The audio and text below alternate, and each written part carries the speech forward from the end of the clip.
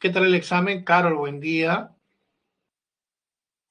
Carla, buenos días. Alesia, Carlos, ¿cómo están?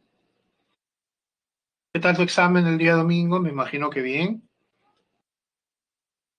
¿cierto? Han destrozado el examen.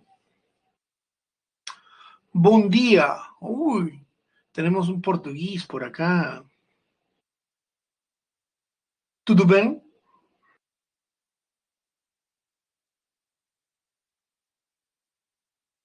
¿Querer falar en portugués?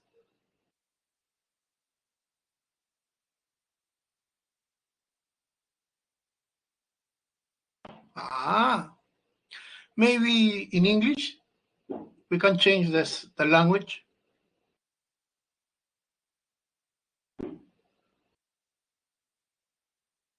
Maybe. Okay, man. So, English, Portuguese, or English, or Spanish, or Spanglish.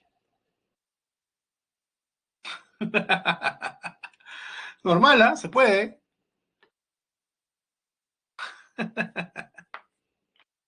Muy buenos días, José. ¿Cómo estás? Spanglish is cool. Ah, ya. O sea, 4 electrons. Muy bien. Entonces, vamos a terminar con esto que era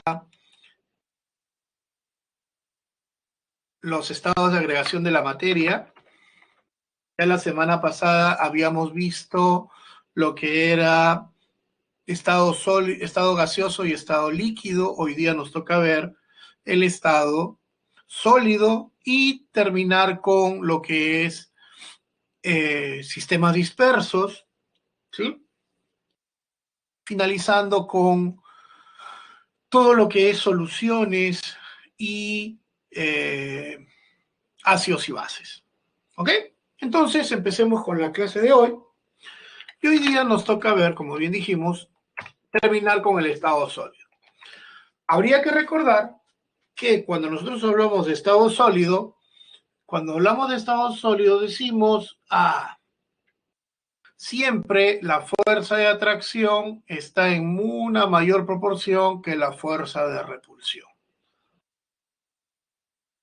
Dentro de las características generales, tenemos que predominan, como siempre, fuerza de atracción, solamente vibran en su posición, es decir, estando en un sólido, estas partículas solamente pueden vibrar, no se pueden trasladar, no se pueden mover, tienen forma y volumen definido, son incompresibles.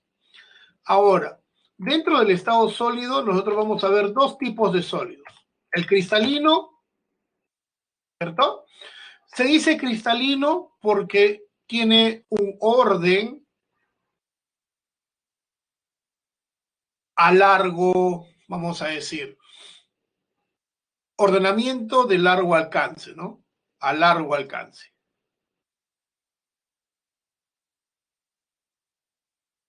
¿Por qué? Porque si ustedes se dan cuenta, si se dice, ¿no? Este es el azufre, este es el hierro. Este es el azufre y por ende acá debe venir un hierro, después un azufre y siempre se va a repetir el mismo comportamiento. Eso implica, si tiene un largo alcance, que sus propiedades físicas son definidas. Es decir, el agua siempre se va a fundir a 0 grados. No hay otra posibilidad, ¿no? Entonces, siempre van a tener puntos de fusión exactos, no van a variar. En el caso de los amorfos, te dicen que su ordenamiento es a corto alcance, ¿no? Orden a corto alcance.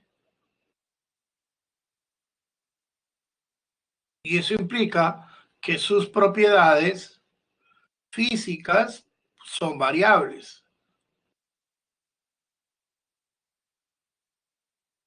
¿Y a qué me refiero con eso? Por ejemplo, el vidrio de una ventana puede fundirse a 130 grados, por dar una idea. Pero el vidrio de un carro se puede fundir a 200 grados. Entonces, son diferentes puntos de fusión, siendo vidrio la misma sustancia o la misma idea. Y también hay que considerar que todas las especies que forman sólidos cristalinos son las sustancias. Mientras que cuando hablamos de amorfo, solamente hablamos de mezclas.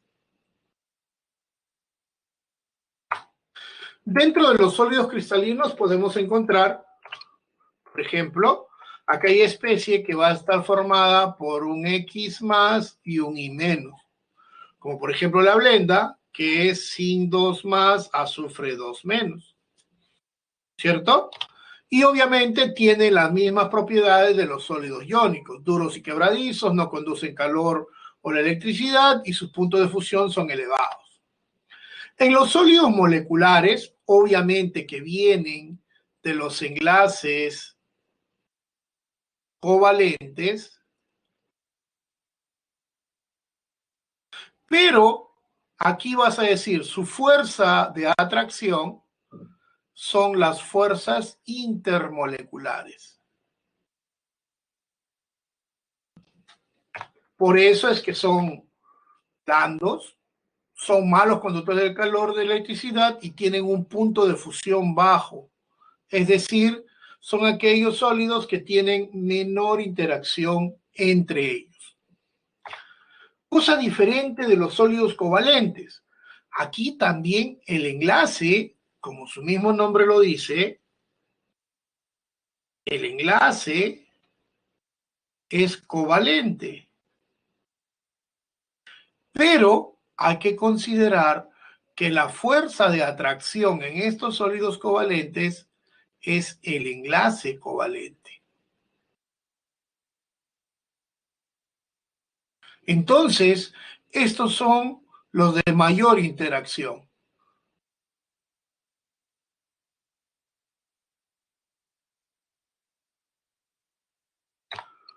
Por ejemplo, el diamante. En base a eso, yo puedo decir que son muy duros o extremadamente duros. Son los que tienen los puntos de fusión y ebullición más elevados y no conducen el calor a la electricidad, salvo el grafito, ¿no? Que sí puede ser. Por ejemplo, no solamente el diamante, puede ser también el dióxido de silicio. Los sólidos metálicos, la plata, el oro, el cobre, donde son dúctiles y maleables y son buenos conductores del calor y la electricidad.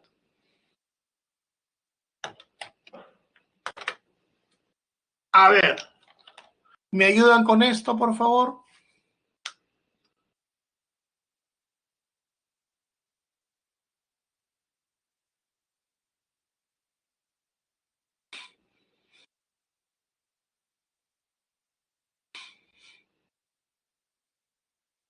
Si yo digo sulfuro de zinc, ¿qué tipo de sólido sería?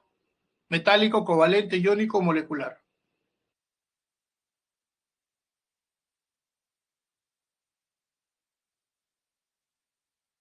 A ver, muchachos. Iónico, correcto. Acá sería entonces la A. El dióxido de carbono,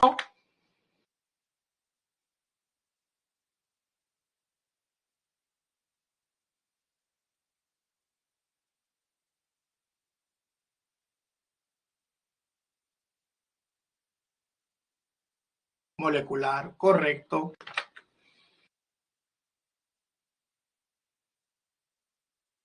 El cobre, obviamente metálico, y el diamante, el covalente. ¿Cierto? Pregunta, ¿alguna duda? ¿Algo que no haya quedado claro con respecto a los sólidos?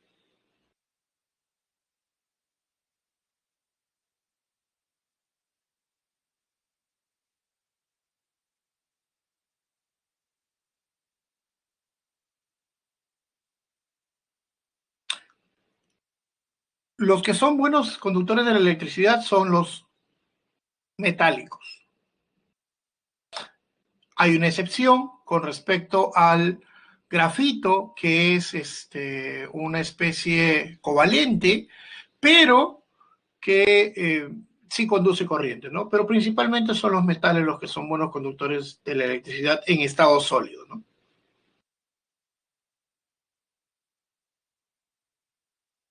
¿Algo que preguntar, Diego?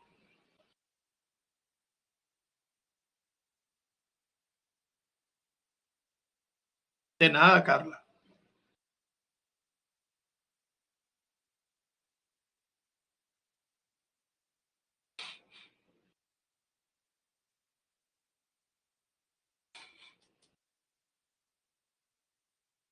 Claro, pero hay que considerar que como estamos hablando de estado sólido, solamente estamos considerando aquellas especies que son buenas conductoras de la electricidad en estado sólido. Claro, los iónicos sí son buenos disueltos en agua o en líquido, pero solamente estamos hablando de especies sólidas. ¿Ok? Muy bien.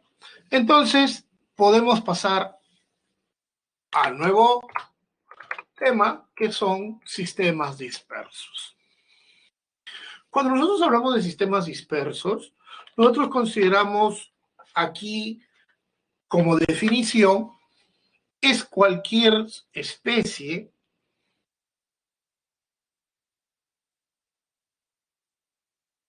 ¿no? Yo tengo una especie, o vamos a decir un sistema, en el cual voy a agregar sobre una especie otra especie distinta,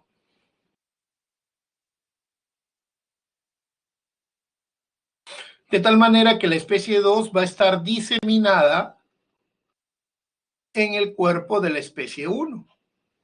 En pocas palabras, se define sistema disperso como es cualquier sistema en el cual una especie contiene diseminado en su cuerpo a otra. Pregunta, si hablamos de especies, ¿qué tipo de materia es un sistema disperso?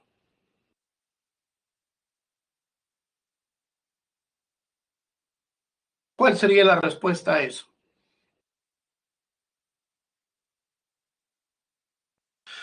Uh, Luigi, acuérdate que cuando hablamos de tipo de materia, los tipos de materia no son en función a sus estados, sino en función a su composición.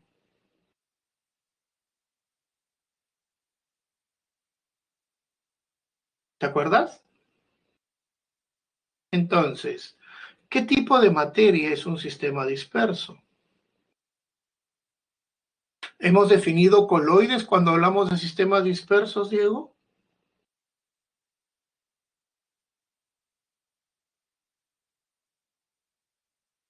A ver, ¿cuáles son los dos tipos de materia que hemos clasificado?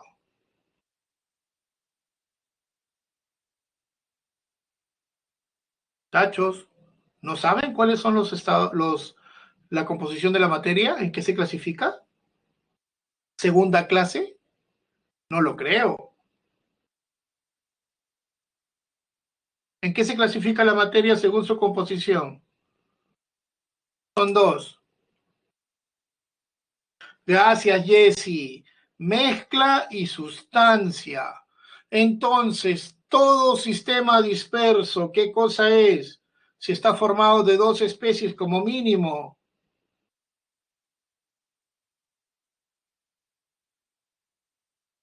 Una mezcla, correcto.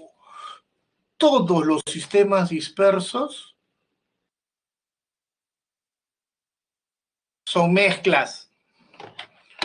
¿Por qué? Porque obviamente voy a tener uno dentro de otro. ¿Correcto? Ya está. Ahora, tengo tres tipos. Diego, eso todavía no hemos definido nada de sistema disperso. Lo único que hemos dicho es que todo sistema disperso, como es una sustancia o una especie que contiene a otra adentro, implica que es una mezcla. Es lo único que he dicho. No hemos hablado de tamaño de partícula, no hemos hablado de colores, no hemos hablado de suspensión, no hemos hablado de nada todavía. Lo único que hemos dicho es, si yo tengo un sistema que está formado de dos partes como mínimo, definitivamente es una mezcla. ¿Ok? Y que en toda mezcla, como bien dices, está formado de dos partes. Todo sistema disperso tiene la fase dispersa y la fase dispersante.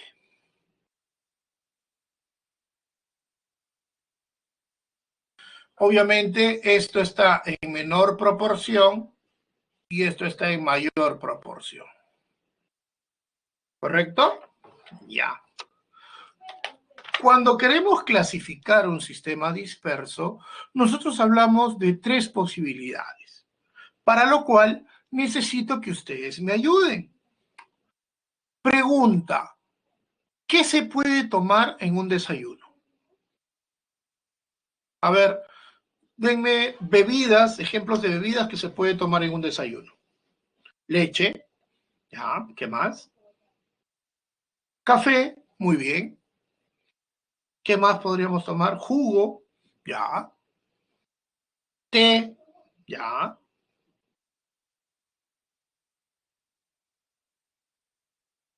Agua, muy bien.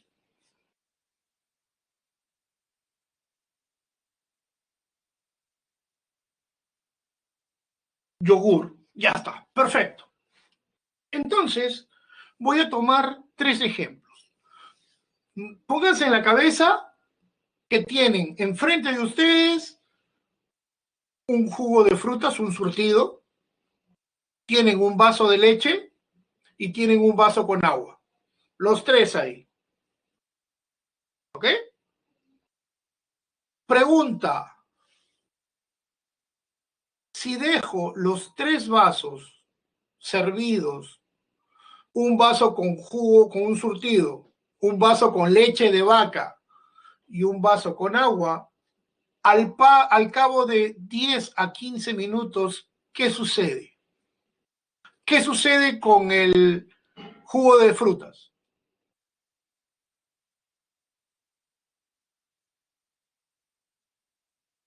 Caribet, muy buen día. ¿Qué sucede con esos tres vasos? A ver, con el jugo de frutas, tú puedes ver de que toda la fruta, todo el bagazo, se sienta y arriba solamente queda el agua con azúcar, ¿cierto? Eso es lo que se ve, ¿verdad? Ya está.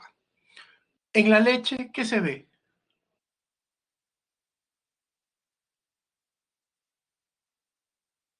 ¿Qué pasaría si dejo leche de vaca por 10, 15 minutos?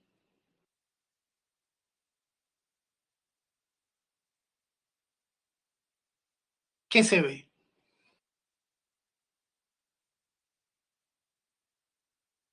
Se forma algo en la parte superior. ¿Cómo se llama ese algo, Luis? ¿Te acuerdas? ¿Sabes?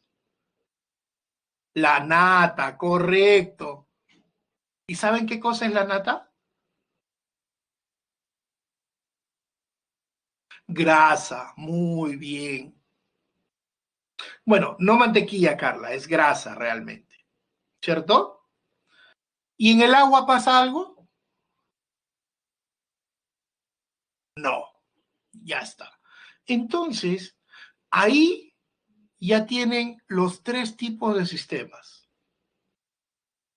El jugo de frutas, donde todo se dispersa, todo cae, ¿cierto? Es decir, vamos a ver, yo tengo una suspensión, tengo un coloide y una solución. La suspensión tiene tamaño de partícula muy grande, más o menos 1000 nanómetros. Y la suspensión sería, por ejemplo, el jugo de frutas, donde hay una separación completa entre las dos fases. Por eso se dice que una suspensión es cuando la fase dispersa no tiene afinidad por la fase dispersante. Como en el jugo de frutas, la fruta no es soluble en agua, por eso se separa por completo. Y para poder separarlo, lo único que hago es filtro, pasa el agua, se queda arriba todo y se acabó el problema. ¿Cierto? La leche vendría a ser un coloide. En el coloide, la fase dispersa está formada por dos partes: liofobos y liofilos. Pregunta, vamos a colocar acá, coloide. Está formada la fase dispersa por liofobos y liofilos.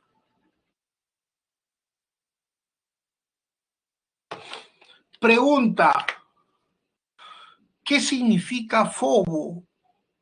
¿Qué significa filio?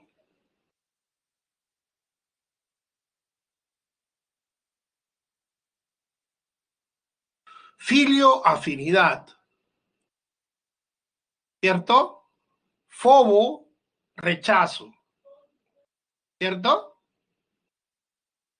Entonces, lo que me está diciendo es que en el coloide yo tengo partes que son, por ejemplo, solubles en agua, en el caso de la leche, y partes que son insolubles en agua.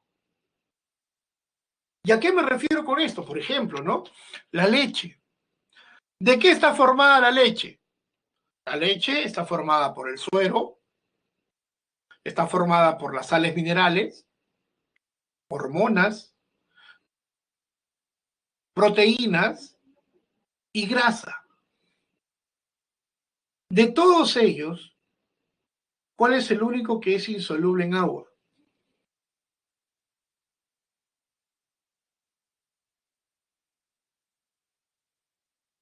Las grasas.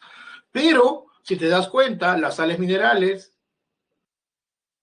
las proteínas, las hormonas, todas sí son solubles en agua, pero las grasas no. Por eso es que se separa la nata, ¿cierto?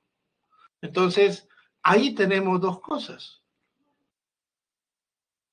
Y siempre, cada vez que tú hables de coloides, vas a tener dos cosas muy relacionadas con ellas, ¿no? El movimiento browniano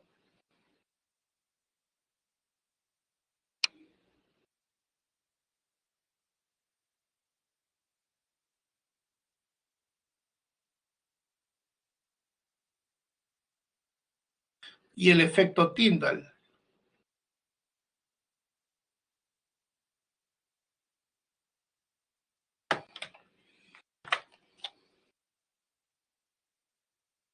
Sí, el ejemplo del jugo es una suspensión, Carla. Ahora, ¿han escuchado de lo que es, han escuchado, saben lo que es el movimiento browniano o el efecto Tyndall?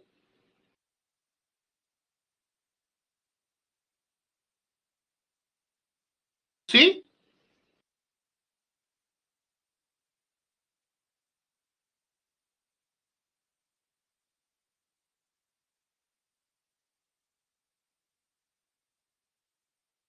Uno tiene que ver con la desviación de la luz y el otro, correcto, ¿no?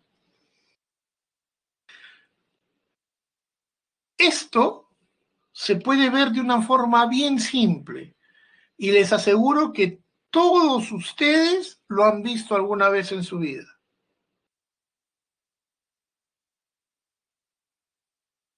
Simple y sencillo, cuando tienden su cama, ¿no? Es típico ambas cosas que se puedan observar siempre. Yo no tiendo mi cama, uy, estamos mal así, Diego.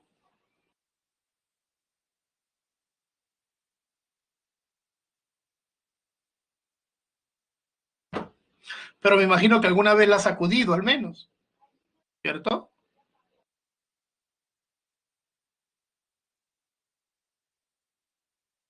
¿O no?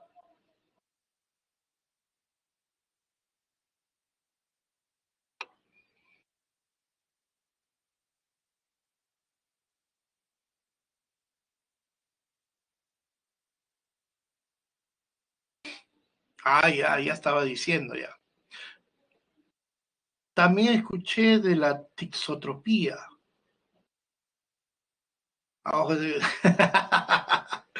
Bueno, como les decía, ¿no? Hay que considerar algo importante. Cada vez que tú tiendes la cama, implícitamente,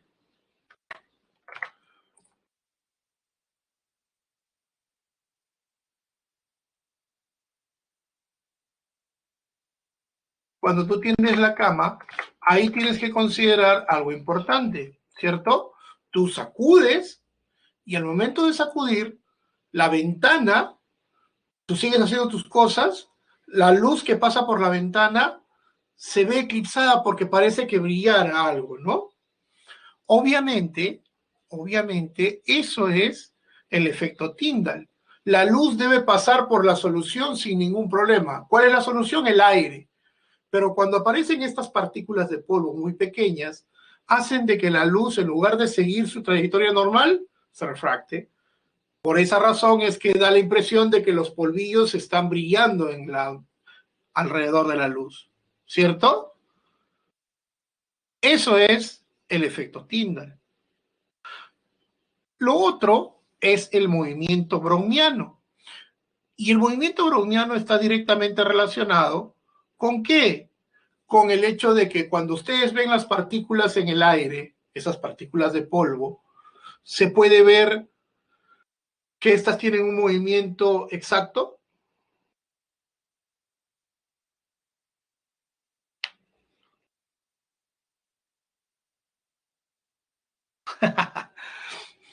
Entonces, es justamente esa es la idea con respecto a eso, ¿no?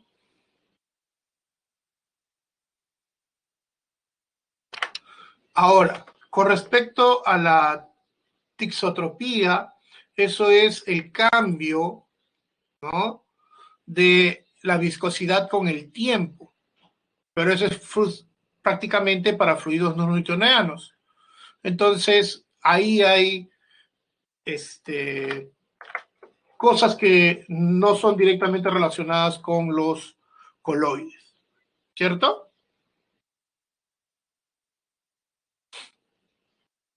Ahora, en las soluciones, la fase dispersa sí es afín a la fase dispersante y con ello se ve solamente una sola fase, razón por la cual se dice que de todos la solución es el único que es un sistema homogéneo o en todo caso una mezcla homogénea. ¿Ok? Hasta aquí, ¿alguna duda? ¿Algo que no haya quedado claro?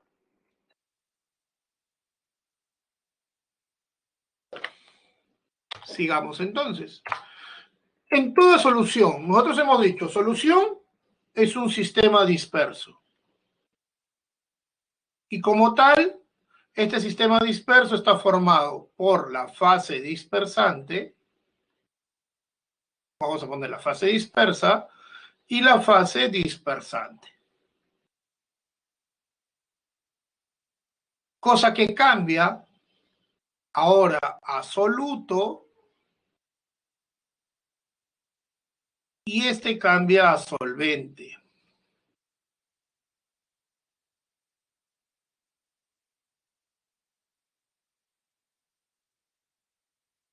¿Ok? Y es así entonces como se mezclan para formar lo que es la solución. Pregunta, ¿la sal es soluble en agua?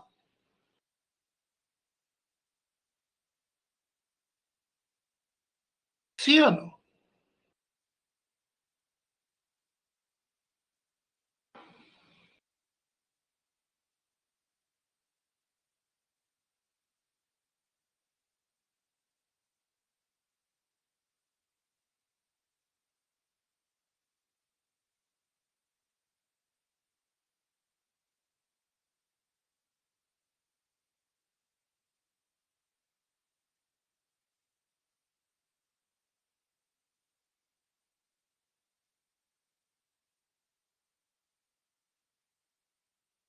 Muchachos,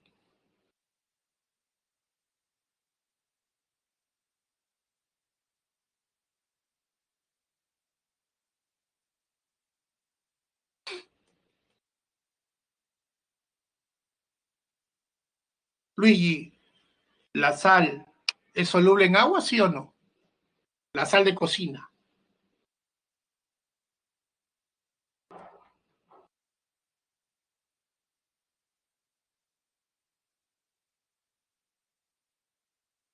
Obviamente, Joseph. Si no, ¿cómo estuviéramos echando sal a la sopa, al arroz y si no es soluble? No. Cuando tú echas sal al agua y lo agitas bien, se solubiliza. El detalle está aquí, ¿no? Porque da la impresión de que no se... Ah, cuando todo se evapora, claro, pues hijo, si se evapora el agua, otra vez puedes encontrar la sal. Pero eso es porque estás evaporando el agua. Mientras exista agua, tú vas a tener siempre la sal disuelta, ¿cierto? Ahora, la pregunta del millón es, si yo tengo un vaso con agua y le echo una cucharada de azúcar, de sal y agito, se disuelve, ¿verdad? Si le echo dos, si le echo tres, si le echo 10, se solubiliza, se disuelve las 10 cucharadas de sal en el agua, se satura, ¿cierto? Llega a un punto máximo y por más que eches, ya no se va a disolver más, ¿verdad? Entonces, eso, o ahí estamos hablando de solubilidad. Cuando hablamos de solubilidad, nosotros hacemos referencia a que es la máxima cantidad de soluto que se puede disolver en una cantidad de solvente a una temperatura determinada. Ahora, generalmente te dicen esto, ¿no? En 100 gramos de solvente, otros dicen en 100 mililitros de solvente. Generalmente, como el solvente es agua, generalmente, no siempre, da lo mismo decir 100 mililitros de agua que 100 mililitros de solvente. No, perdón, 100 mililitros que 100 gramos. Ahora, siempre hay que considerar, ¿no? Que esta solubilidad, o sea, para que se forme una solución, yo necesito saber de la naturaleza soluto solvente y de la temperatura. Naturaleza soluto solvente. A ver, si yo quiero disolver, yo sé que para hacer una solución, yo necesito soluto más solvente. Si mi soluto es azúcar, ¿cuál sería mi solvente?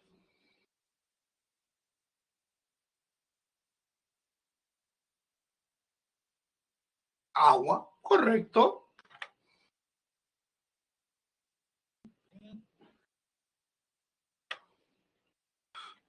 Si mi soluto es una vela, ¿quién será mi solvente?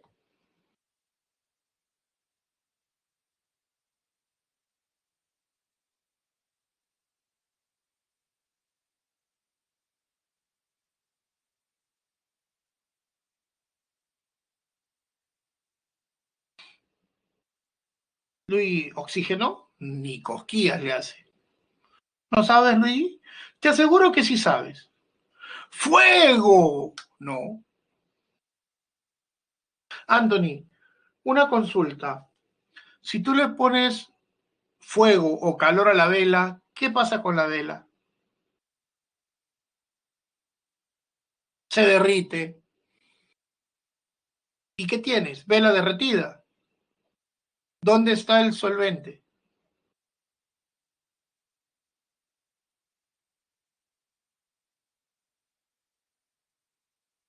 ¿Hay solvente o no hay solvente?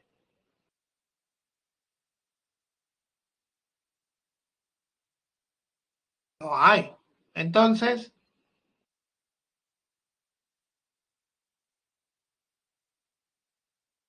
¿en qué podría disolver una vela?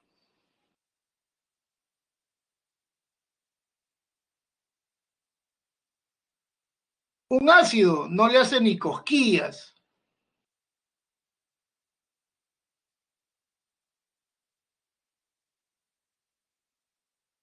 ¿No? ¿En serio? Tantos solventes que hay. A ver, líquidos que pueden haber en una casa.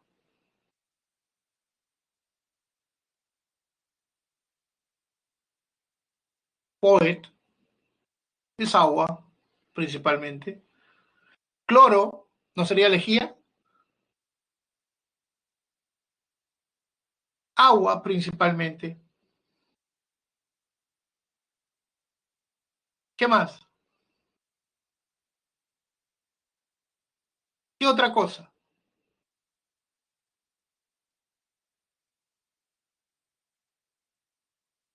Acetona.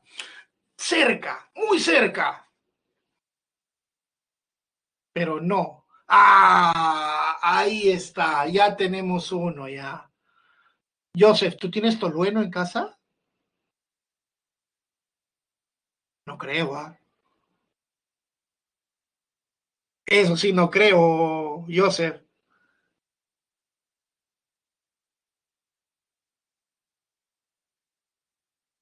O sí, no creo, ¿ah? Ah, sí, claro. Sí, eso sí. Pero, ¿por qué irse tan lejos, no? Te quedas sin casa. No, no te quedas sin casa, pero el tolueno generalmente es un solvente muy utilizado en la formación de terocal.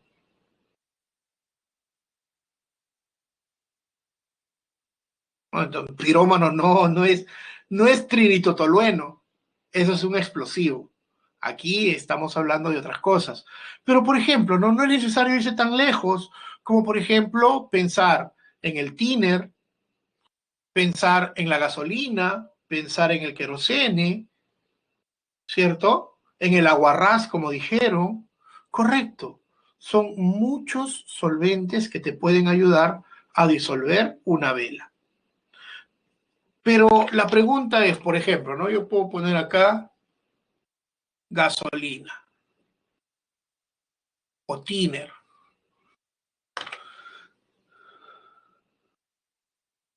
Exacto. Pero no en todos, porque la acetona es un solvente orgánico y la vela no se disuelve en acetona.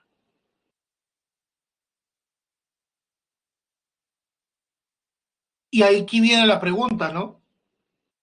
Si yo echo azúcar en gasolina, ¿se disolverá?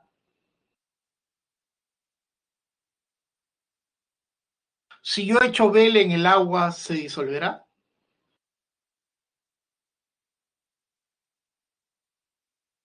La respuesta es no. Y la pregunta es, ¿por qué? Ah, eso sale con una simple y llana razón. Porque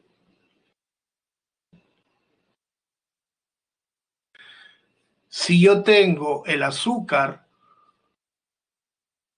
y el azúcar es polar, yo necesito un solvente que también lo sea.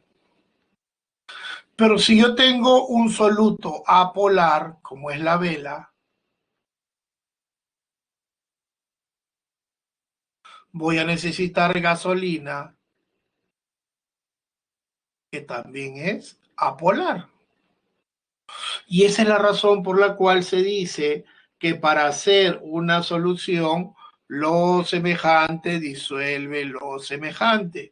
Es decir, si yo tengo un soluto polar, necesito un solvente polar.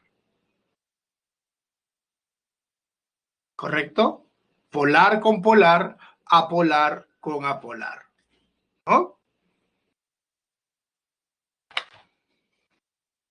¿Alguna duda hasta el momento? ¿Algo que no haya quedado claro?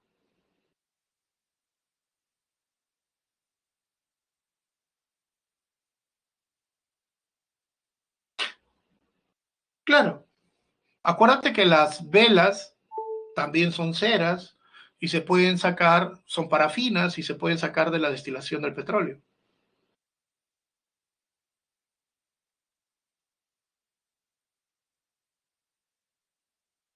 ¿Cierto? No. Es difícil o muy poquitísimo, pero, o sea, en forma general se puede decir que no se disuelve, ¿no? Por ejemplo, alguna grasa no es soluble en agua. Si tú echas la naftalina en agua, no es. No, esto es en química, porque justamente estamos discutiendo cómo se hacen soluciones,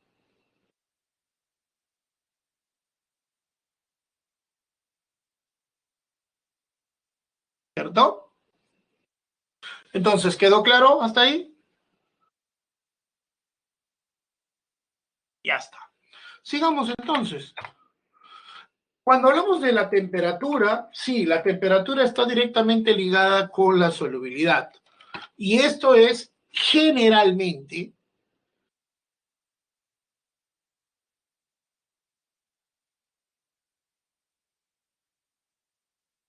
yo puedo decir que en sólidos y líquidos, al aumentar la temperatura, también aumenta la solubilidad. Acuérdense que generalmente no implica que siempre, porque existen algunos sólidos que al aumentar la temperatura baja la solubilidad, pero en términos generales se cumple esto. Y en gases, al bajar o al aumentar la temperatura, la solubilidad disminuye, ¿no? Esto es típico, ¿no? Por ejemplo, si tú tienes dos gaseosas de 3 litros y te tomas la mitad de ellas, una la dejas en la mesa de la sala y la otra la guardas en el frigider, al cabo de 3 días, ¿cuál de las dos se siente más rica?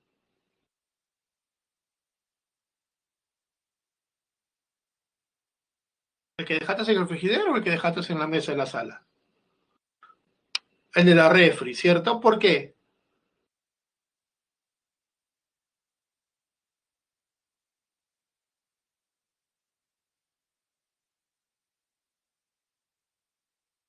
No por ello, Diego, no es por ello. Eso es, ¿sabes por qué? Porque cuando tú destapas la botella que estaba en la refri, no sale mucho gas. Pero cuando destapas la que estaba en la sala, todo el gas se va. Justamente porque la temperatura ha hecho que el dióxido de carbono que estaba disuelto se vuelva gas otra vez. Y solamente te queda como si fuera agua con azúcar y algún colorante más. Mientras que el que está en la refrigeradora tiende más sabor a lo que es la bebida gaseosa normal, cuando recién la has abierto. Y es justamente porque cuando aumentas la temperatura, la solubilidad del gas disminuye. Por eso que cuando abres la helada, suena poquito, pero cuando abres la sin helar, sale un montón, ¿no?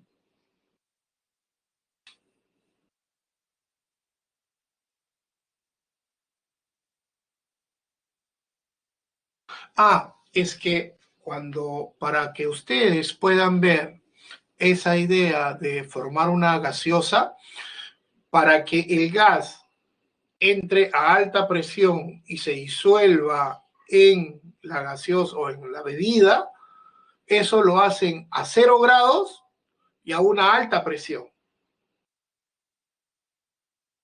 Cuando lo cierran, cuando lo cierran, ya no hay espacio para que salga más gas, porque como está a alta presión, ya lo cerraron y todo el gas se queda disuelto. Pero cuando lo abres y te la tomas, dejas más espacio para que salga el gas. Por eso empieza a salir. Y mientras más calor haga, menos es la gaseosa que está quedando, ¿no?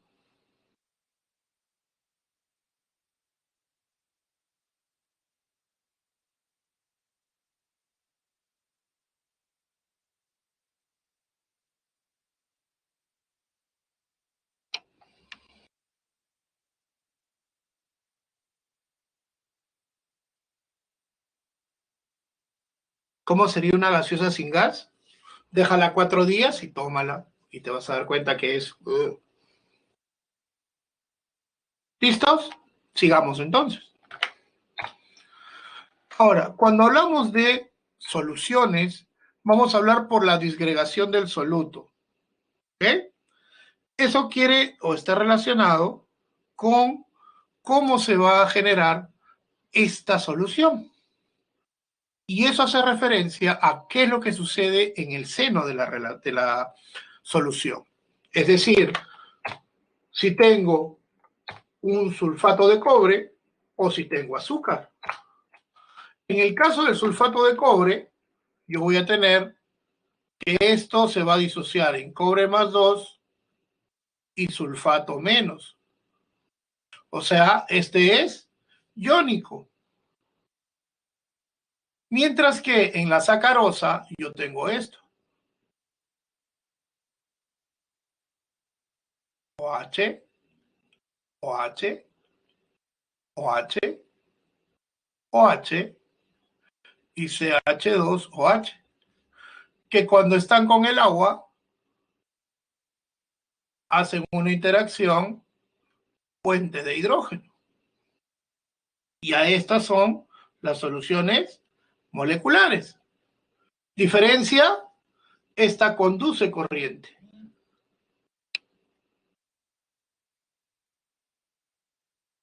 Esta no lo hace.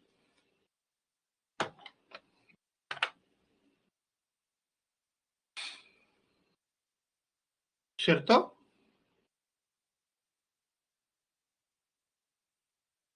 Sigamos entonces. Por la concentración del soluto, tenemos también varias cosas. Tenemos las expresiones cualitativas, que solamente me dan una idea de lo que sucede. Es decir, aquí tengo lo máximo que puedo disolver. Es decir, aquí se cumple la solubilidad. Por ejemplo, ¿no? Si por ahí me dijeran, la solubilidad del sulfato de cobre a 20 grados es 40 gramos de sulfato de cobre en 100 mililitros de agua. Si todas tuvieran 100 mililitros de agua,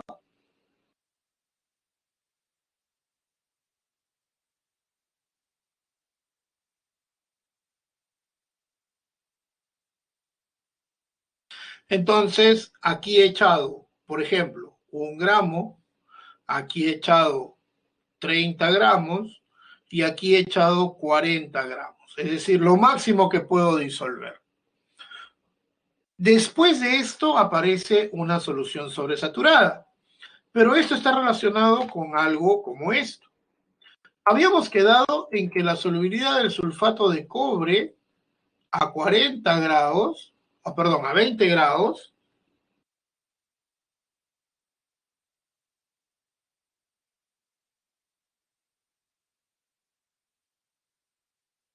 era 40 gramos de sulfato de cobre en 100 mililitros de agua. Ahora, tengo un caso donde tengo los 100 mililitros de agua y le voy a agregar 45 gramos de sulfato de cobre a 20 grados. Pregunta, ¿se disuelve todo?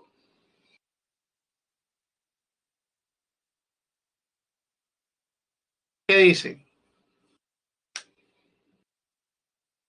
Muchachos,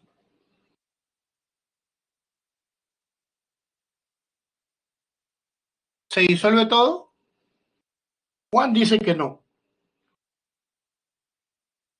¿Ah? Pregunta, si no se disuelve todo, ¿cuánto se disuelve?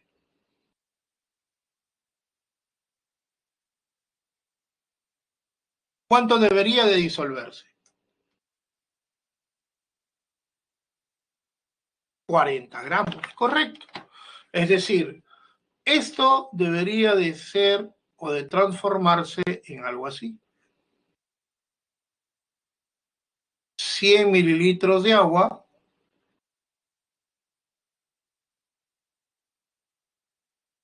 40 gramos de sulfato de cobre. ¿Y qué me quedó sin disolver? 5 gramos de sulfato de cobre. ¿Cierto? Así quedaría. Pero la cosa es que en base a esto, yo voy a preparar mi solución sobresaturada. Para ello, lo voy a calentar, vamos a decir hasta 40 grados. Y estos 5 grados, estos 5 gramos que están aquí, se van a disolver. Es decir, a una temperatura de 40 grados, fácilmente puedo tener 100 mililitros de agua con 45 gramos de sulfato cúprico. Pero para que sea una solución saturada, yo tengo que regresar a 20 grados. Y a 20 grados voy a tener 100 mililitros de agua con 45 gramos de sulfato de cobre disuelto. Esto recién es una solución sobresaturada.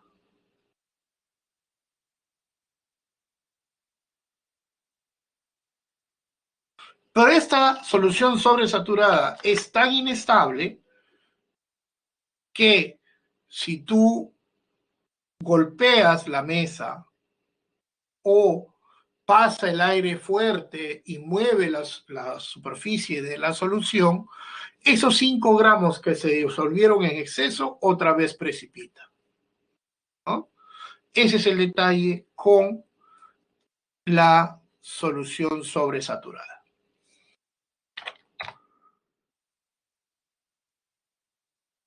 Bueno, hasta ahí, ¿alguna duda? ¿Algo que no haya quedado claro?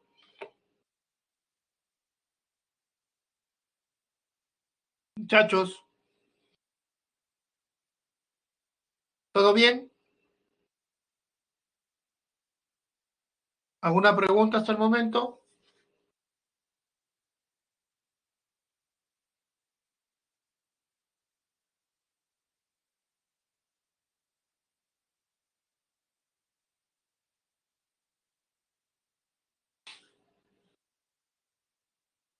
Muy bien.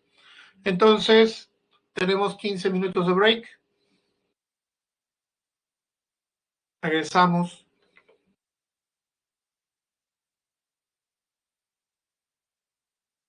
Claro, si calientas y después lo vuelves a enfriar. A eso se le llama una solución sobresaturada. ¿Continuamos, muchachos? Entonces, vamos a hablar ahora de la concentración. Cuando hablamos de concentración, hay que considerar algo muy importante. Siempre hablar de concentración implica hablar de la relación soluto entre solución. Siempre. Entonces, cuando hablamos de concentración del soluto, vamos a hablar de la relación que hay entre el soluto, la cantidad de soluto y la cantidad de solución. Pero, ¿qué cosa es cantidad? Bueno, hablar de cantidad implica hablar tanto de masa, de volumen, de número de moles, etcétera. Quiera de ellas estar directamente relacionadas con este tipo de concentración. Entonces, la cantidad cuantitativa, es decir, hacer cálculos, como les decía, es que vamos a determinar, por ejemplo, porcentaje en masa, cuando decimos siempre soluto entre solución, y esto puede estar en gramos, en kilogramos o en toneladas. Igual acá, gramos, kilogramos o toneladas. Si el volumen está en mililitros, aquí también en mililitros. Si está en litros, lo mismo. Y si está en metros cúbicos, la misma historia. Pero, como nosotros sabemos que toda solución es igual al soluto más el solvente, entonces la masa de solución debe ser igual a la masa del soluto más la masa del solvente. Asimismo, el volumen de solución debe ser igual al volumen de soluto más el volumen del solvente, siempre considerando que los volúmenes son aditivos. Es decir, no necesariamente cuando tú colocas 50 mililitros de agua con 50 mililitros de etanol, te va a dar 100 mililitros de mezcla. Pero nosotros, para motivo de cálculo, sí lo consideramos de esa manera. También tenemos el porcentaje masa-volumen, igual, ¿no? Gramos mililitro, o si quieres, kilogramo por litro, o si quieres, tonelada por metro cúbico. Y ppm sí, necesariamente tiene que ser miligramos de soluto por litro de solución, ¿no? Ahora, cuando hablamos de expresiones químicas, vamos a hablar de la molaridad. Su mismo nombre lo dice, mol es la relación del número de moles de soluto entre volumen de la solución. Pero yo sé que el número de moles de soluto es igual a la masa entre la masa molar. Reemplazando, yo tengo que la masa entre la masa molar por volumen de solución es igual a la molaridad. Otros lo pueden dejar como siempre, masa entre masa molar entre volumen en litros de la solución, ¿no? Este es del soluto. Pero también tenemos la normalidad. Pero cuando hablamos de normalidad, nosotros no recordamos nada o no hemos visto nada que esté relacionado con ella. Normalidad no es otra cosa que el número de equivalentes gramos de soluto entre volumen de solución. Yo sé que el número de equivalentes gramos es la masa entre peso equivalente. El peso equivalente es la masa entre la masa molar. Bueno, masa molar entre teta. A ver, entonces, según lo que hemos visto,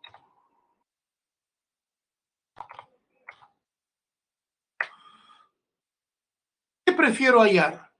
¿La molaridad o la normalidad? Para mí, ¿cuál sería más fácil? A ver, muchachos. Molaridad, ¿verdad? Moralidad no, Jessy. No estamos hablando de morales, ni de moral. Estamos hablando de molaridad. Un lapsus, un lapsus, un lapsus. Correcto, ¿no? Me es más fácil utilizar eso. Pero hay que considerar algo importante. Este término de aquí es muy importante para nosotros. Esto es lo que se conoce como un factor de reactividad. Ahora, para no calcular tanto la normalidad, yo puedo sacar algo así.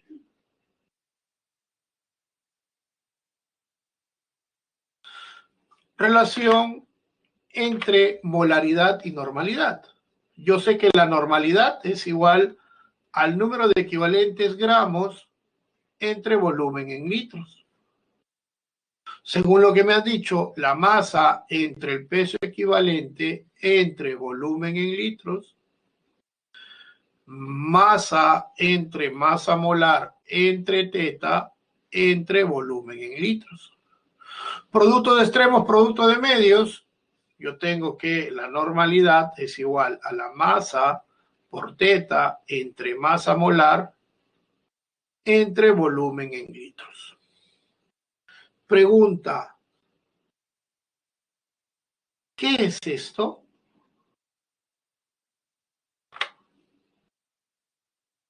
¿Qué es eso que acabo de marcar?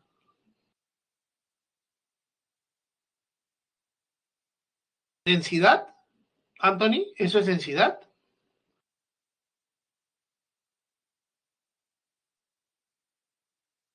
¿Masa entre masa molar entre volumen? Eso es molaridad, correcto. Entonces, fácilmente yo puedo decir que la normalidad es igual a teta por m. Y se acabó el problema, ¿cierto? Así es, Nemo. Entonces, fácilmente necesito calcular cuánto o cuál es el posible valor de este factor de teta. Y es relativamente simple. Eso depende, muy importante, de qué tipo de sustancia sea. Por ejemplo, si es ácido, es el número de H's. Si es hidróxido, el OH. Si es una sal, la carga positiva tiene que ser igual a la carga negativa en valor absoluto. Por ejemplo, a ver, ayúdenme. Para el ácido sulfúrico, teta, ¿cuánto vale? 2. Al ojo, ¿no? Ah, es un ácido. Ah, fácil. Acá está. Teta vale 2. Para el cloruro de sodio.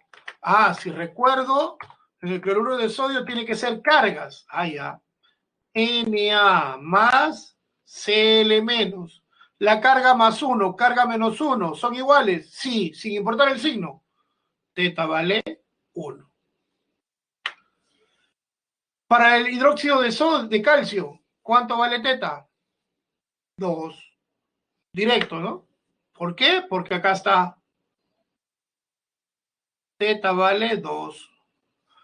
Para el cloruro de calcio, ¿cuánto vale teta? 2. ¿Por qué? Porque yo sé que esto es así, ¿no? Sea más 2, Cl menos, por 1, por 2, teta vale 2. Para el nitrato de litio, ¿cuánto vale teta?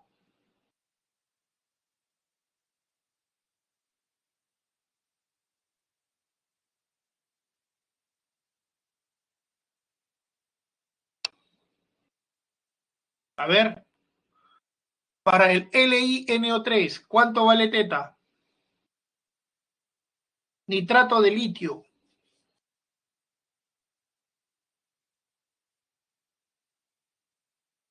5, dice Diego. Anthony dice 3. Juan dice 6. Uy, masacre.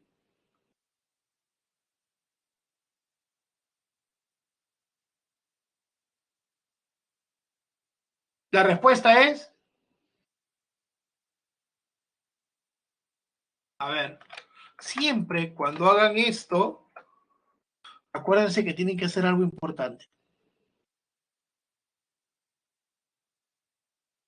Li más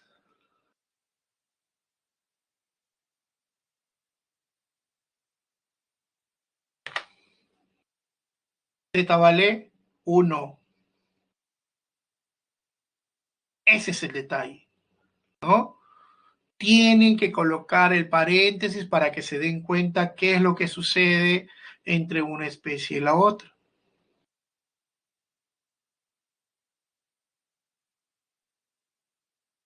¿Qué ibas a preguntar, Anthony?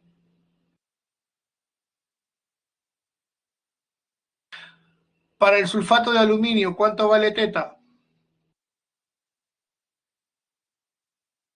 ¿Seguro, Diego? Joseph, muy bien. ¿no? A ver, señores, mucho cuidado con esto, porque esto de acá implica al más 3 SO4 menos 2 por 2 por 3 teta vale 6. Pero, por ejemplo, si me dan esto, ¿cuánto vale teta?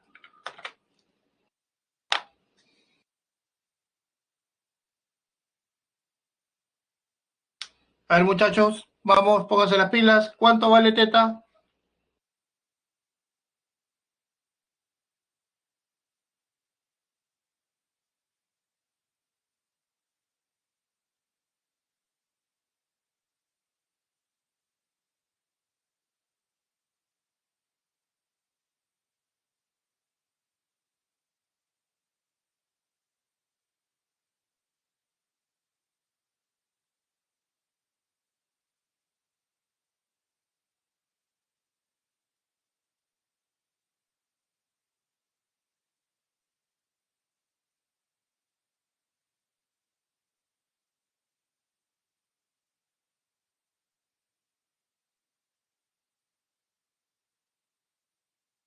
Uy, uy. Martín, Babo, Martín.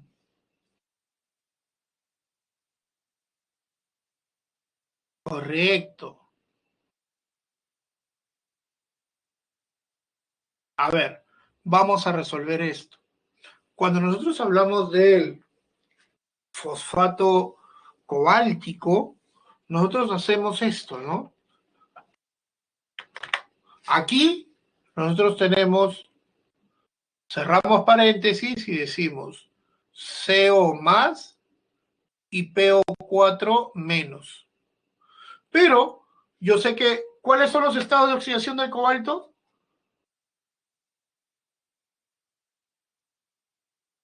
Más 2 y más 3. Entonces, yo tengo que hacer esto.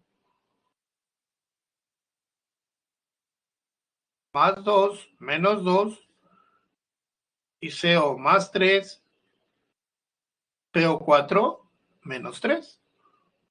Ya cumplí con el cobalto, ahora tengo que cumplir con el fósforo. Si hago esto, X sale menos 2X, X sale más 6. Pregunta, ¿el fósforo tiene más 6? No. Entonces, esto no puede ser. X más 5. Ah, ya, acá sí. Entonces, como tengo CO más 3 y PO4 menos 3, teta vale 3. Y si tengo esto, ¿cuánto vale teta?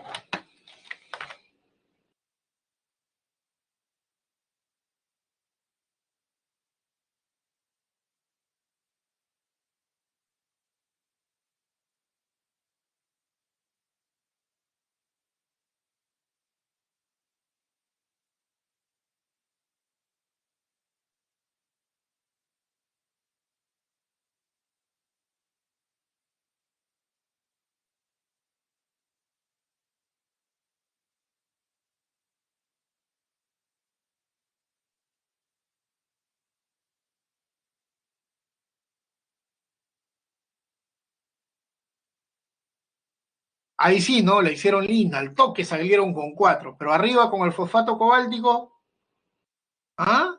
¿Qué pasó? Ahí me dieron respuestas, un montón de respuestas, pero ninguna fue la correcta. ¿Qué pasó, muchachos? No vale, ¿ah? Me preocupo con eso, ¿ah?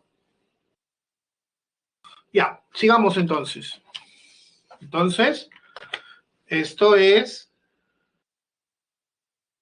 PB más 2, S menos 1, como si se hubiera simplificado. Entonces es PB más 4, S menos 2, por 1 y por 2 y por 1. Y obviamente, si pongo esto, ¿cuánto vale teta? Obviamente, 3. Entonces, me dice, en un experimento de laboratorio se prepara 2 litros de disolución de cloruro de calcio y para ello utilizo 222 gramos. La molaridad no sería otra cosa que la masa entre la masa molar entre volumen en litros. Masa 222 gramos, masa molar 111 gramos por mol entre 2 litros. Esto me sale 1 mol por litro. Y como ya hice el cálculo, ClA-Cl2, esto es Ca más 2, Cl menos, teta vale 2, entonces la normalidad sería 2 por 1, 2 equivalentes gramos por litro. Respuesta.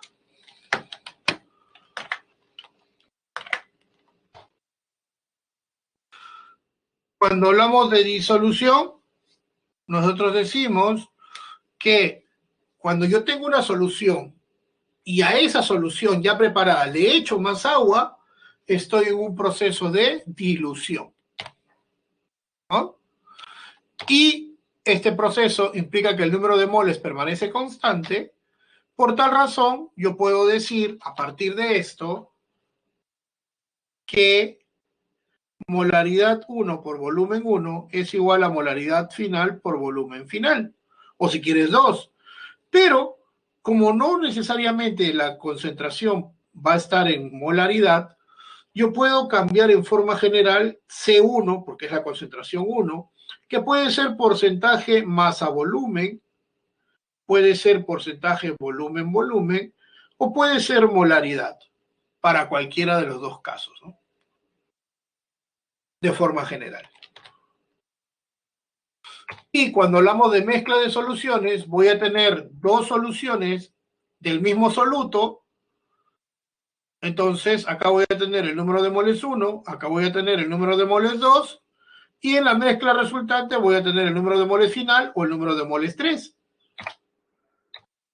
Obviamente, número de moles 1 más número de moles 2 me tiene que dar el número de moles 3 o final.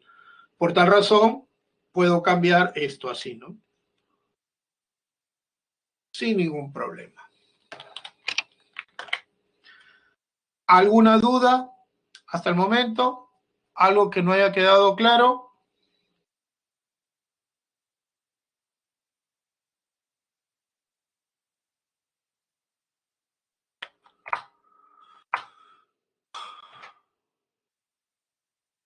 A ver, para resolver este problema me dice, durante una práctica de laboratorio, un estudiante mezcla 2 disoluciones de ácido sulfúrico, 0,5 molar y 1 molar, que tienen un volumen de 20 mililitros cada uno. Determine la molaridad de la solución resultante. Considere los volúmenes resultantes. O aditivos, perdón.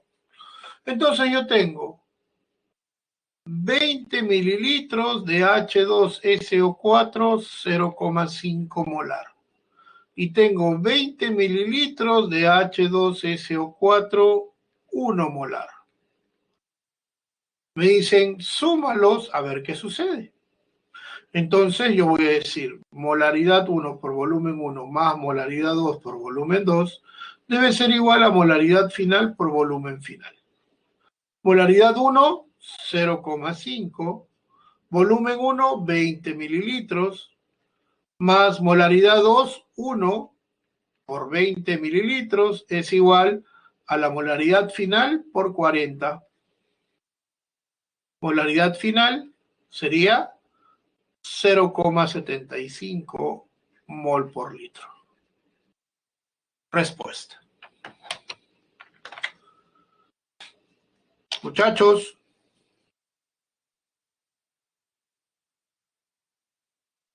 ¿alguna duda?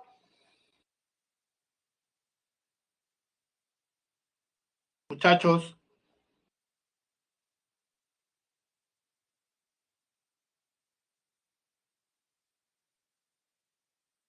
All right. Let's go. Vayamos a ver las soluciones. Pero cuando hablamos de soluciones, nosotros podemos hablar de ácidos y de bases, ¿no?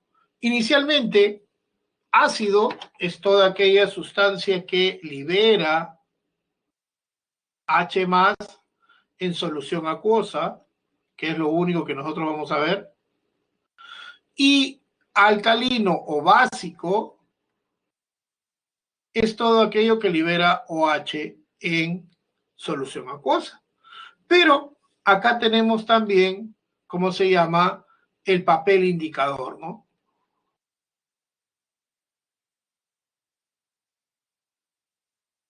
Que te da diferentes colores y te dice más o menos el pH que debes de considerar. ¿Qué cosa es el pH? Solamente como cultura general, porque no vamos a hacer cálculos, el pH es denominado el potencial de hidrógeno.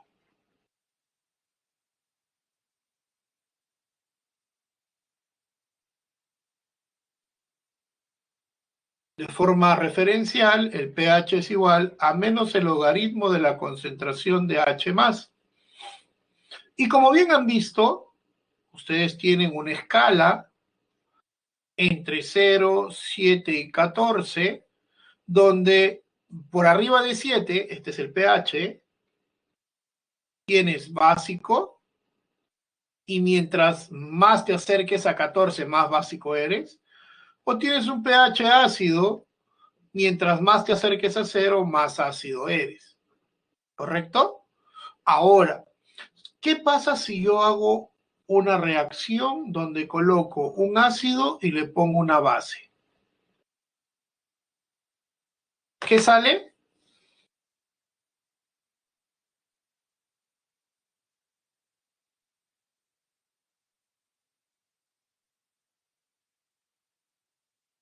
Correcto. Sale una sal más agua y esta es una reacción de neutralización.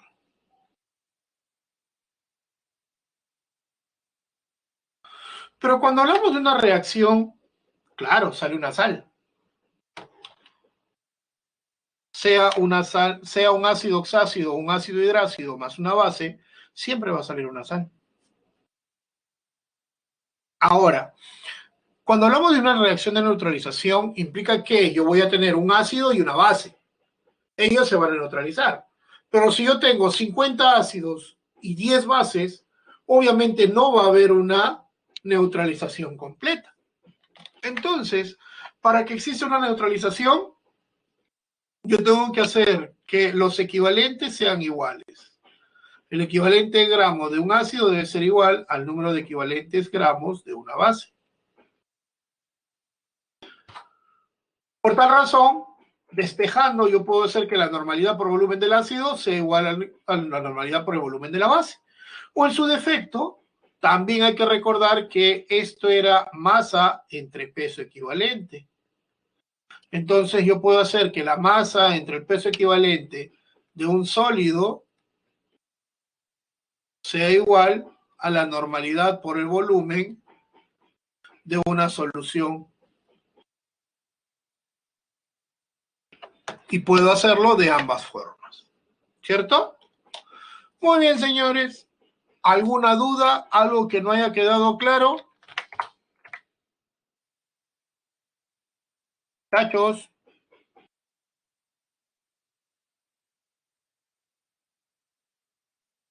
Todo bien. Entonces, empezamos a resolver las preguntas.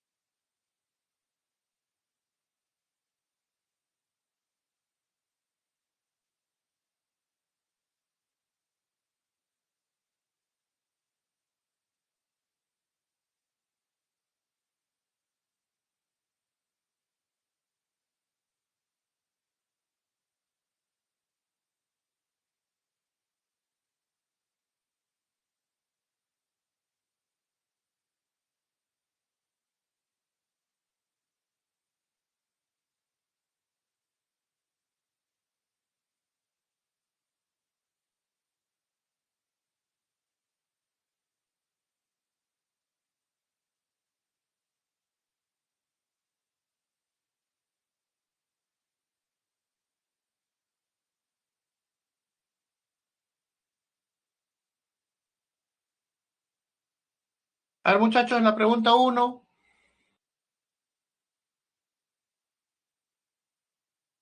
La C, dice Carlos. Diego, ¿me preguntas o me dices? Ah, ya. Ahora salió mejor, Diego. Ya está. A ver, ¿qué me dice? Las propiedades físicas de los sólidos cristalinos, como el punto de fusión, la dureza, dependen tanto de los arreglos de las partículas que los forman, como de las fuerzas de atracción entre ellas. Al respecto, seleccione la alternativa que contenga la proposición correcta. Dice, el óxido de bario es un sólido iónico. A ver, veamos.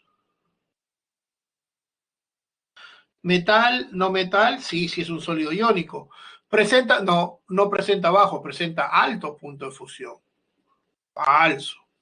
El CO2 sólido, el hielo seco, ¿presenta bajo punto de ebullición? Sí. ¿Y es un sólido iónico? No, es un sólido molecular. Falso.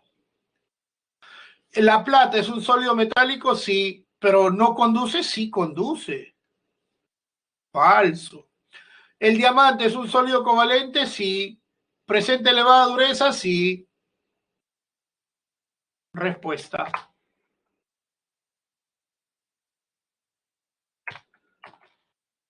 Problema 2.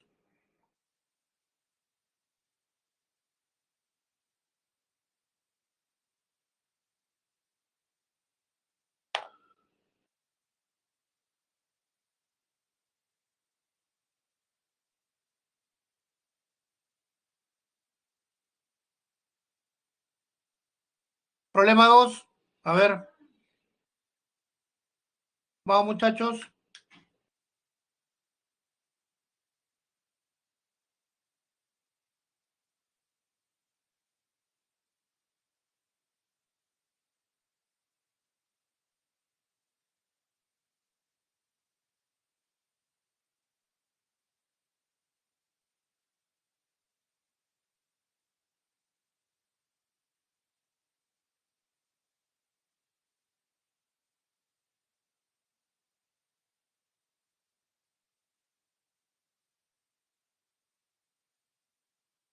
La D, la última cosa que pusiste, Diego, no me gusta.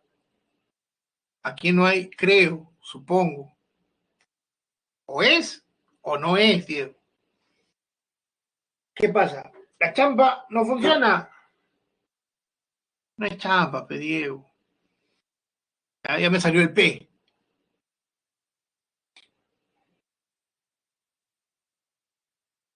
Ya me salió. Sí, por ahí a veces sucede, ocurre.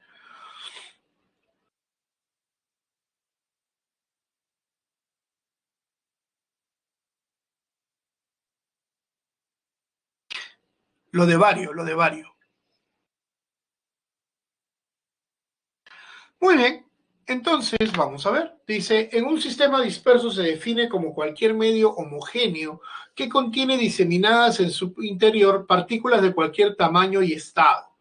Al respecto, seleccione el valor de verdad o falsedad de las siguientes proposiciones.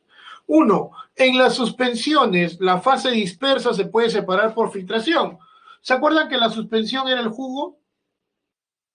Y en el jugo teníamos tres partes, ¿no? El agua, y aquí estaba todo el gajo o los gajos de la fruta. De tal manera que si yo pongo una coladera, va a pasar el agua y los gajos se van a quedar acá. ¿Verdadero? Los coloides son considerados dispersiones homogéneas. Dijimos, ¿no? Un coloide, por ejemplo, es la leche. Y en la leche, la parte superior era la nata. ¿Homogénea? No. ¿El tamaño de las partículas de la fase dispersa de un coloide es mayor a la de una solución? A ver, suspensión, fase dispersa, tamaño de partícula, era mayor que un micrómetro. El coloide, el tamaño de partícula estaba entre un nanómetro y un micrómetro. Y en la solución, El diámetro de partícula era menor que un micrómetro, que un nanómetro, perdón. Eso es correcto. Problema 3.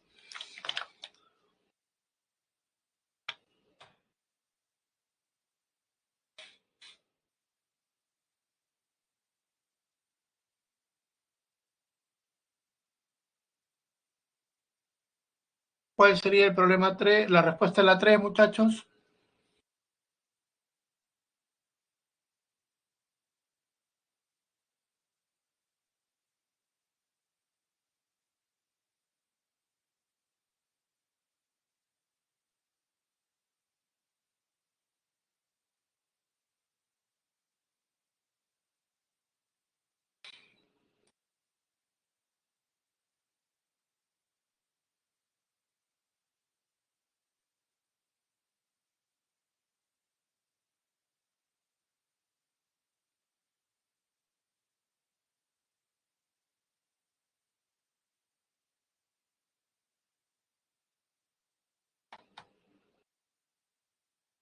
Problema 3, muchachos.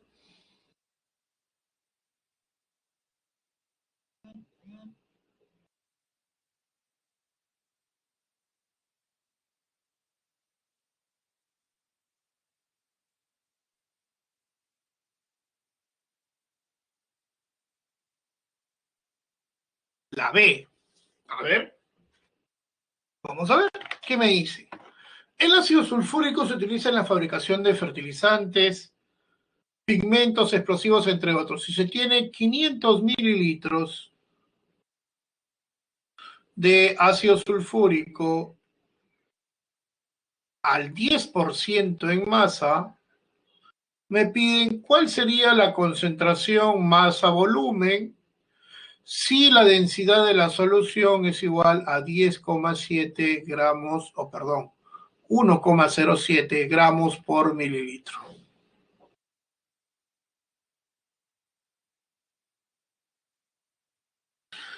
Muy bien, entonces yo necesito hallar la masa del soluto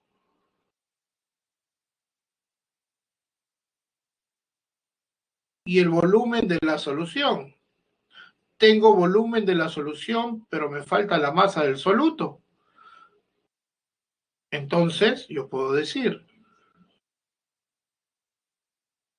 yo sé que 10 es igual a la masa del soluto entre la masa de solución por 100. Me falta la masa de solución. Densidad de solución es igual a la masa de solución entre volumen de solución. Masa de solución sería 1,07 gramos por mililitro por 500 mililitros. Se va esto, y esto me sale 535 gramos. Entonces, 10 es igual a la masa del soluto entre 535 gramos por 100. Masa del soluto me sale 53,5 gramos. Porcentaje masa-volumen sería 53,5 entre 500 por 100, 10,7%. Respuesta.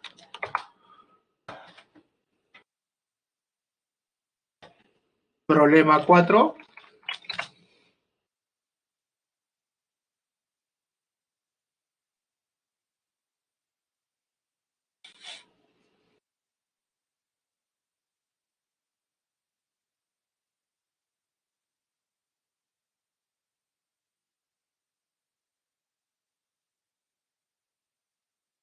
¿Cuánto sale?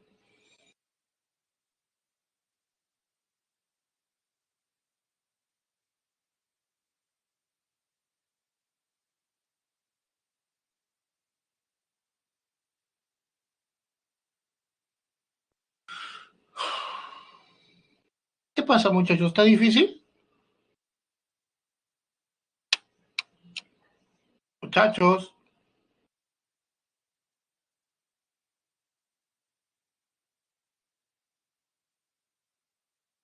Aarón, ¿me preguntas o me dices?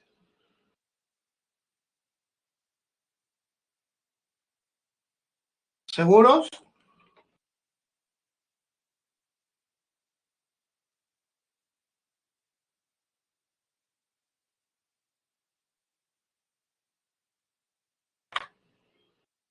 ¿Seguros que la D?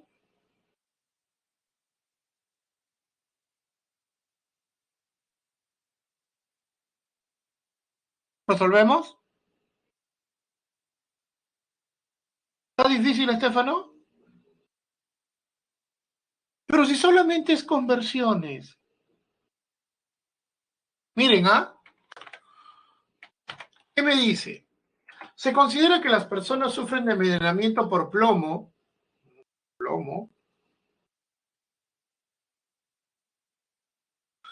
con una concentración mayor de 10 microgramos por decilitro de sangre. Dice, con respecto a esto, hay el valor de los ppm. Si no mal recuerdo, yo sé que ppm es igual a miligramo por litro. Entonces, ppm no sería otra cosa que 10 microgramos por, yo sé que 10 a la sexta microgramos es un gramo. Se van los microgramos, ya tengo en gramos, por, yo sé que un gramo equivale a 10 al cubo miligramos. Entre, yo sé que un decilitro, 10 decilitros es un litro. Y ya está. Esto me sale 10 por 10 al cubo, 10 a la cuarta. Por 10, 10 a la quinta. Entre 10 a la sexta,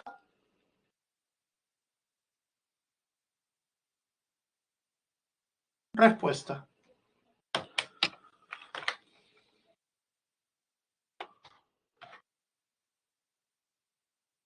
Ah, este problema es de regalo. Problema 5. Vamos.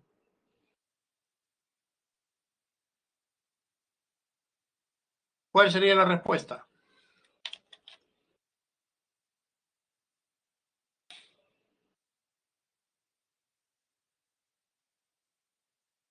¿La C, seguro, Aaron?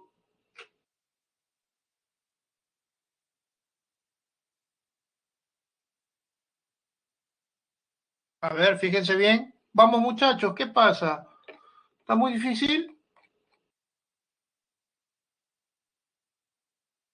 Estefano, Oscar, Oriana, Nicole, Mari, Martín, Marco, Luciana, Lucía. Yamelin, hoy día no te he visto decir nada. Carla, José, Joseph, Jesse, Jesús, Ítalo. Ítalo hoy día ha estado calladito.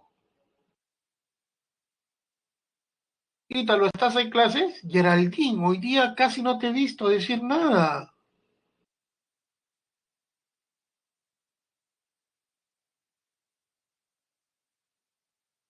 Flavio, Daniela, hoy día no me han ayudado mi clase. Alesia, que usualmente siempre estás ahí. ¿Qué pasó? ¿Qué pasa? ¿Ya no quieren? ¿Qué se te hace difícil, Geraldine? ¿Hacer estas concentraciones? Ah, ¿qué pasó, Ítalo? Pero bueno, ya, espero que te recuperes. Geraldine, esto es fácil. Mira, vamos, ¿qué es lo que me dice? Me dice, ¿no? El peso equivalente, según lo que hemos visto, peso equivalente no es otra cosa que la masa entre el factor teta. Si me dicen Na2SO4, yo lo único que voy a decir es Na más SO4 menos 2 Las cargas deben ser iguales. Teta vale 2. Entonces, el peso equivalente sería 142 entre 2, 71.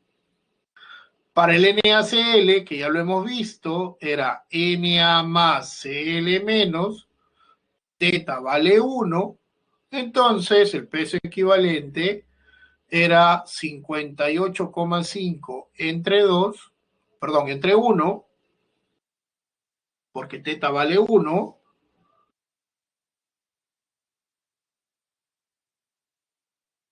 58,5.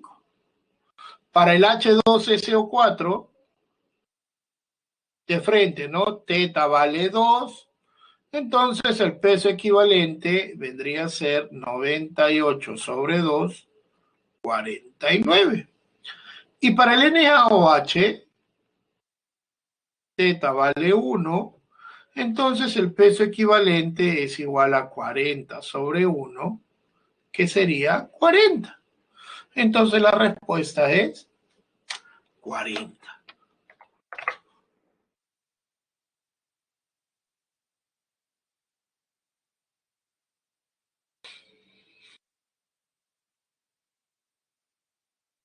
A ver, Geraldine, ¿me ayudas con esta? ¿Qué dices?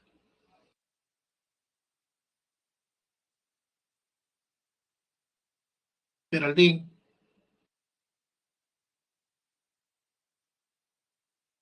¿me ayudas?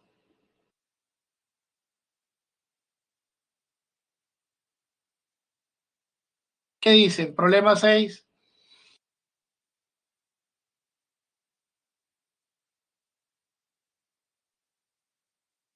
Es solamente tomar bien los datos y saber qué ecuación voy a utilizar.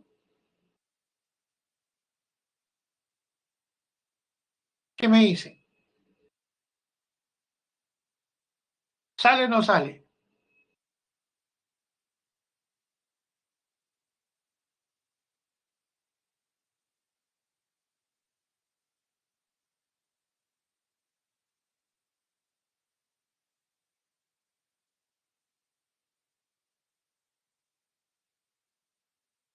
¿Me ayuda, Geraldine? ¿Sí o no?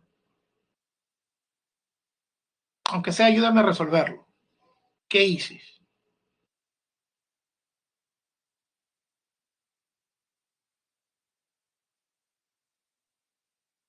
¿No me ayudas ni siquiera a resolverlo?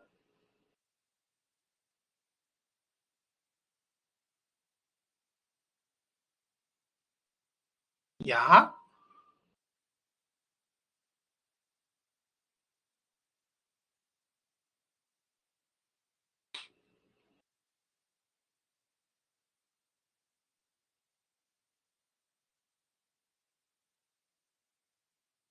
Muy bien, Diego.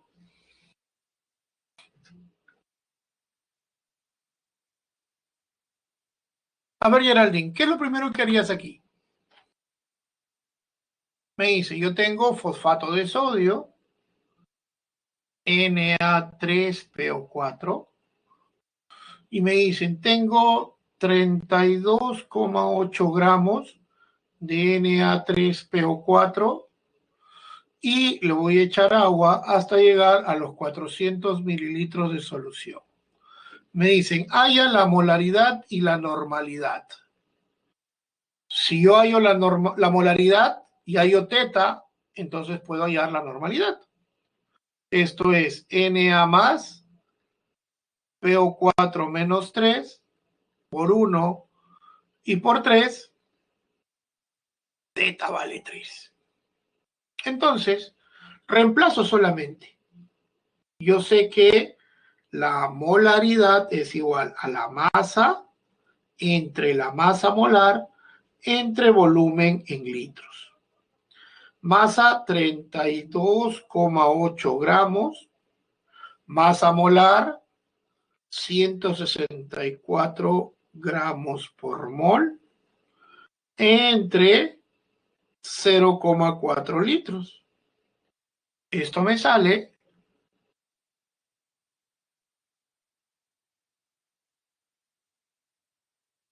Si ya tengo la molaridad, yo sé que la normalidad es igual a 3 por 0,5.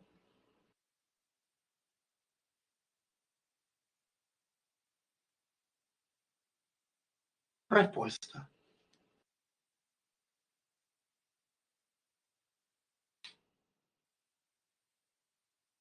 Problema 7.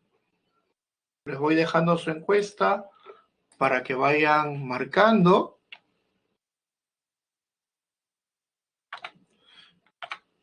Y en este problema 7 vamos a aplicar, ¿qué es lo que me dice?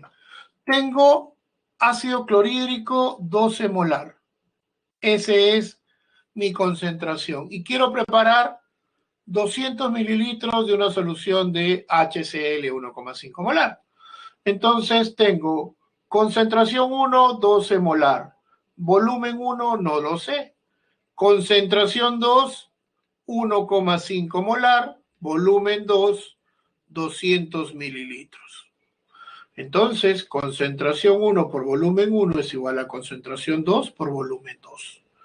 De aquí puedo decir 12 por volumen 1 es igual a 1,5 por 200. Volumen 1 sale 25 mililitros, que fácilmente es 0,025 litros. Y si yo sé que el volumen final es 200 mililitros y el volumen inicial es 25 mililitros, el volumen de agua que agregué fue 175 mililitros, que a la postre es 0,175 litros. Y la respuesta es esta de acá.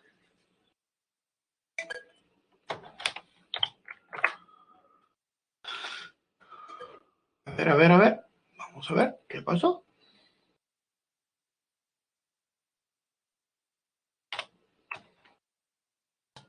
La 8.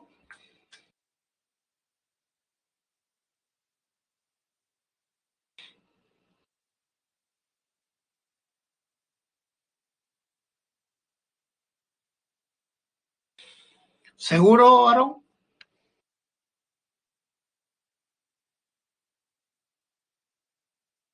Cuando hablamos del problema 8, me dice, ¿no?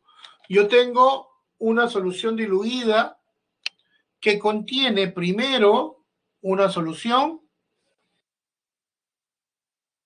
tiene 1 gramo en 500 mililitros. Y la otra, perdón, tiene 500 gramos de una solución con 1 gramo y la otra 500 mililitros de 0,04. Es decir, solución 1, 1 gramo de NaOH en 500 mililitros de solución. Molaridad sería 1 entre 40 entre 0,5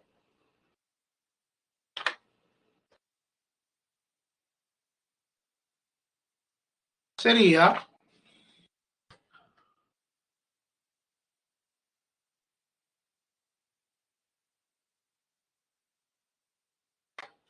0,05 mol por litro. Y en el otro tengo, solución 2, tengo 500 mililitros de NaOH, 0,04 molar.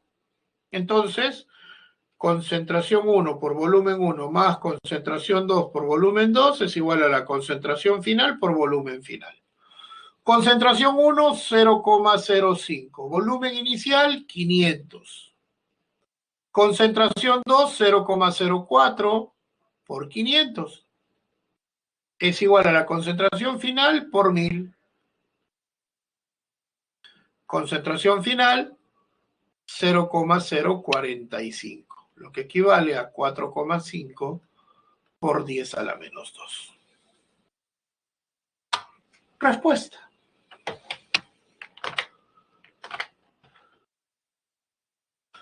Para terminar, el problema 9, ¿qué me dice?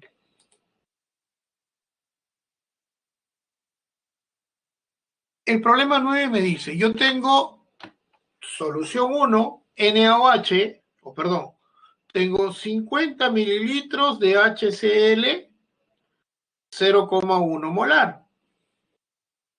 Y tengo 75 mililitros de NaOH 1 molar. Obviamente, este es el ácido y esta es la base. Hemos dicho, si queremos que se neutralicen, tenemos que hallar los equivalentes gramos, que vendría a ser 0,05 litros por 0,1 equivalente gramo por litro. Esto valdría 5 por 10 a la menos 3 equivalentes gramos de ácido. En el otro lado, número de equivalentes gramos sería 0,075 litros por un equivalente gramo por litro. Se va esto. Y esto me sale 7,5 por 10 a la menos 2 equivalentes gramos de base. Te dice, el número de equivalentes del ácido es 5 por 10 a la menos 2. Falso, es 5 por 10 a la menos 3. El número de equivalentes de la base es 7,5 por 10 a la menos 3. No, es por 10 a la menos 2. La cantidad de sal que se forma es 7,5 por 10 a la menos 2 moles. Ah, pero esto es fácil, pues. Un mol. Acá tengo 5 por 10 a la menos 3 y aquí tengo 7,5 por 10 a la menos 2. ¿Cuál de los dos es el reactivo limitante? Este de acá es el reactivo limitante. Entonces lo que se forma acá es 5 por 10 a la menos 3. Falso. La solución resultante tiene un pH mayor a 7. ¿Quién está en mayor proporción? ¿El ácido o la base? Acá sobra 7,0 por 10 a la menos 2 equivalentes gramos de NaOH. Entonces, es una solución básica. Y si es una solución básica, el pH está por encima de 7. Y esa sería la respuesta. Muy bien, señores. ¿Alguna duda? ¿Algo que no haya quedado claro? Muchachos. Muchachos.